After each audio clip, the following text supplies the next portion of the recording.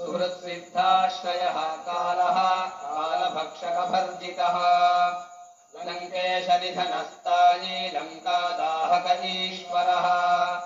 चन्द्रसूर्याग्निनेत्रश्च कालाग्निः प्रलयान्तकः कपिलः कपिशः पुण्यराशिर्द्वादशराशिकः सर्वाश्रयो प्रमेयात्मा रेवत्यादिदिवाकरः लक्ष्मणप्राणदाता च सीता जीवनहेतुकः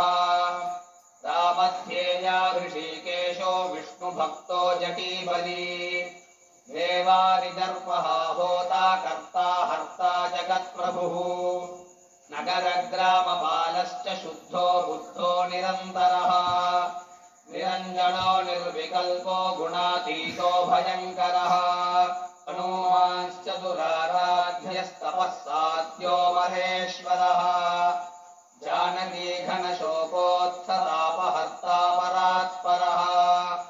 वाङ्मयः सदसद्रूपः कारणम् प्रकृतेः परः भाग्यदो निर्मलो नेता पुच्छलङ्कानिदाहकः उच्चबद्धयातुधानो यातुधानरिपुप्रियः छायापहारी भूतेशो लोकेशः सद्गतिप्रदः प्लवङ्गमेश्वरः क्रोधः क्रोधसंरक्तलोचनः क्रोधहर्ता तापहर्ता भक्ता भयवरप्रदः भक्तानुकम्पी विश्वेशः पुरुहूतः पुरन्दरः अग्निर्विभावदुर्भास्वान् यमो निर्वृतिरेव च वरुणो वायुगतिमान् वायुः कौबेर ईश्वरः रविश्चन्द्रः कुजः सौम्यो गुरुः शनैश्चरः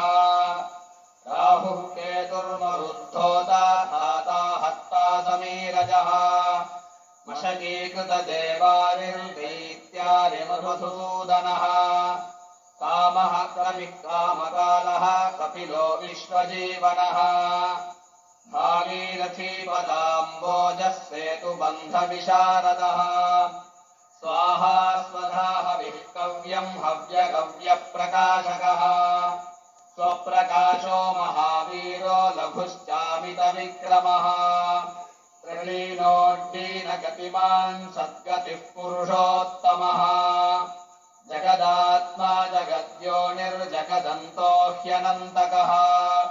विपाप्मा निष्कलङ्कश्च महान् महदहङ्कृतिः खं वायुः पृथिवीह्यापो वह्निर्दिक्पाल एव च क्षेत्रज्ञः क्षेत्रपालश्च पल्लवीकृतसागरः हिरण्मयः पुराणश्च खेचरो भूचरो मनुः हिरण्यगर्भः सूत्रात्मा राजराजो विशाम्पतिः वेदान्तवेद्योद्गीतश्च वेदवेदाङ्गपारगः प्रतिग्रामस्थितः साध्यः स्फूर्तिदाता गुणाकरः नक्षत्रमाली भूतात्मा सुरभिः कल्पपादपः चिन्तामणिर्गुणनिधिः प्रजापतिरनुत्तमः पुण्यश्लोकः पुरारातिर्ज्योतिष्मान् शार्वरीपतिः किलिकिल्यारवत्रस्तभूतप्रेतपिशाचकः ऋणत्रयहरः सूक्ष्मस्थूलः सर्वगतः पुमान् अपस्मारहरः स्मर्ता श्रुतिर्गाधा स्मृतिर्मनुः